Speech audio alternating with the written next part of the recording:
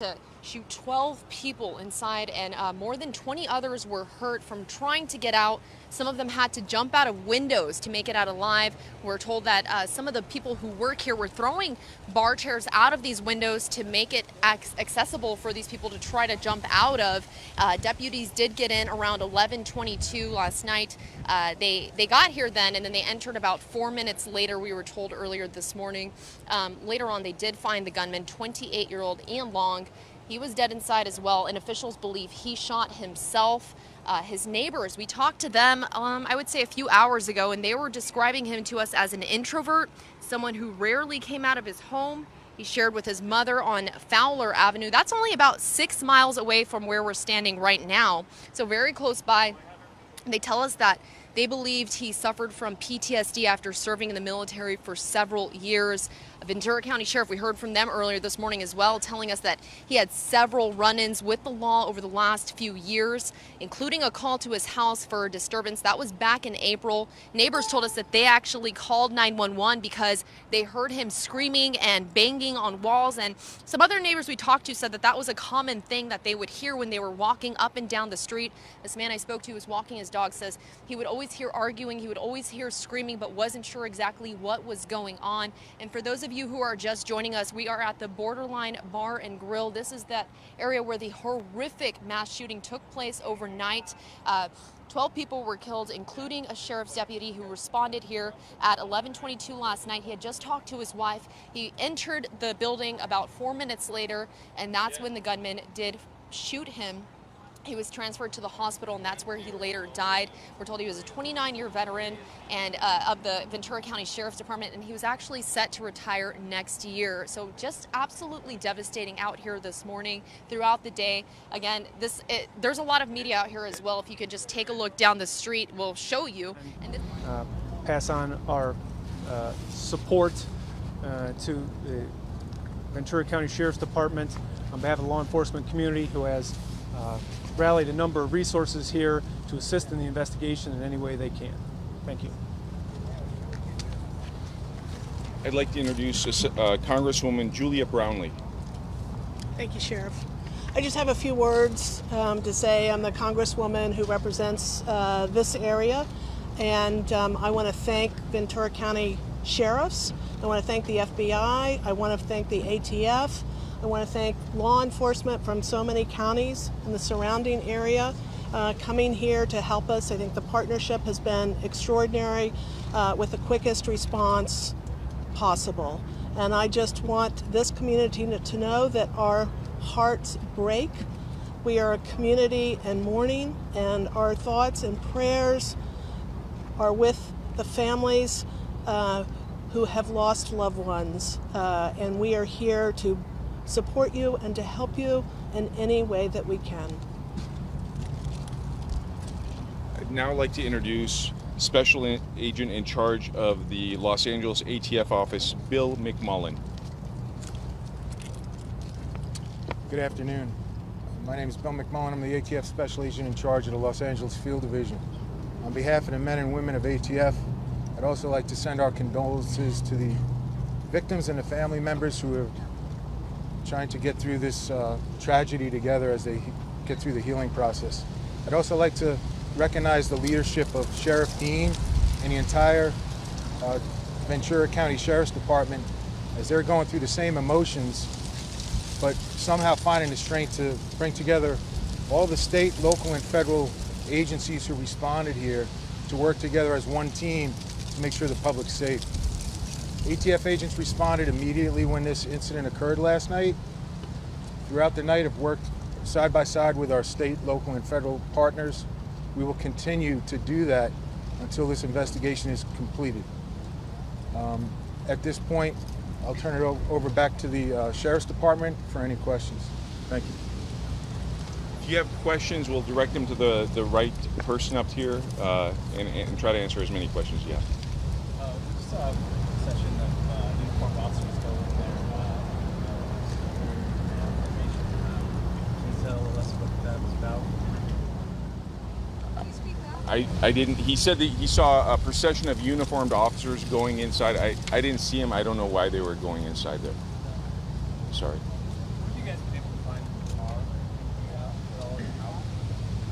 They're still processing the car, the evidence that they've obtained both in the car and the residence and inside. They're still processing the car. They're also processing the residence as well as the bar. The items that are taken out of there, we're not disclosing that at this point. Director Delacorte, if you could just address in the few hours that it has been, though it has been sometime since this morning, on why this took place. Can you offer any sort of explanation at this point to where you have an understanding as to how we've arrived where we are now? But as you suggested, it's only been a few hours. It would be premature for me to speculate on the motivation, but I can assure you that we will follow all the leads that are developed through witness interviews, evidence recovery, the forensic evidence, any digital media that we recover, and we will be sure to paint a picture of the state of mind of the subject and do our best to identify a motivation. There were reports that the shooter has mental health issues and was suffering from PTSD. Is there any indication he was on any medication? So I've seen those reports, but I don't have any familiarity with his medical history or medications. Can you give us an idea of the scope of the resources that your office is putting in this investigation? So the FBI has its Los Angeles evidence response team on scene now. We're going to be supplemented by evidence response teams from other field offices around the country.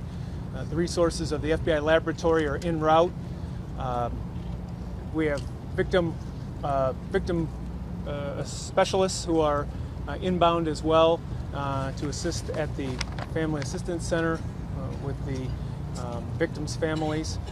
We will pursue the digital trail and any other leads that we need to. We have the manpower to conduct as many leads as are necessary in coordination with the Ventura County Sheriff's Department investigation. Any technical resources that they request, we will look to supply.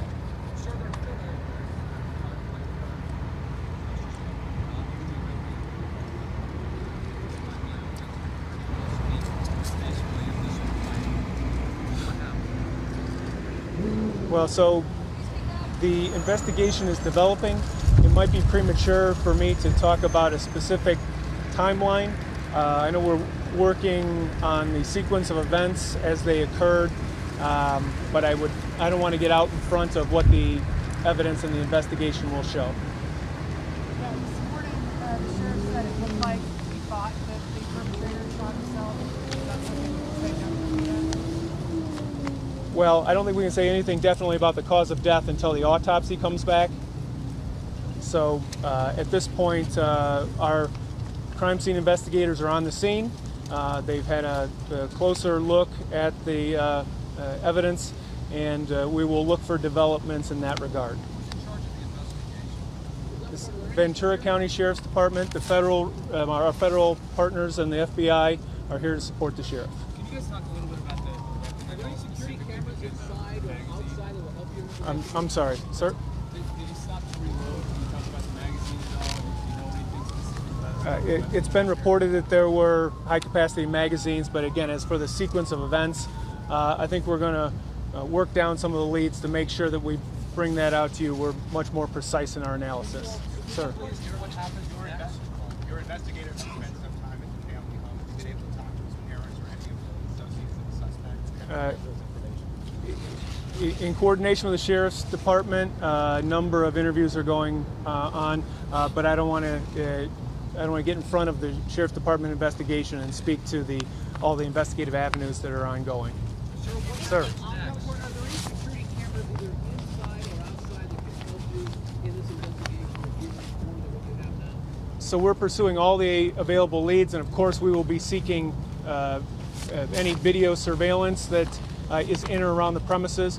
We'll also be seeking any video that was taken by witnesses that were inside the crime, inside the bar at the time of the crime. We've offered our digital analysis services to the county in support of their investigation. Can you talk about anything that you may have already recovered from the suspect's home that may indicate how long he may have been planning this? Were there any other weapons No, I don't think I can comment on that at this time. It'd be premature. Are all the deceased victims still inside? Well, I'm sure you can appreciate the sensitivity of this situation and our need to protect the privacy of the families. I don't want the families to be learning of developments from me on television before the notifications have gone out through the Sheriff's Department or other appropriate avenues.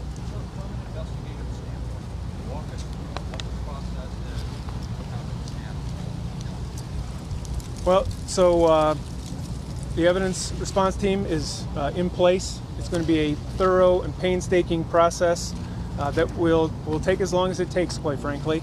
It will take some number of days. We'll make sure that we bring the appropriate resources from the FBI Laboratory Division. They're en route. We will use all the resources that we can bring to bear, and we'll pursue the appropriate interviews, analyze the evidence recovered from the various scenes, look at the forensic evidence. Of course, once again, we're doing this all in coordination and in support of the Sheriff's Department investigation. We're bringing our technical resources to bear in support of their investigation. And I'll leave it to the captain to talk about the process of the investigative steps after that. Sure.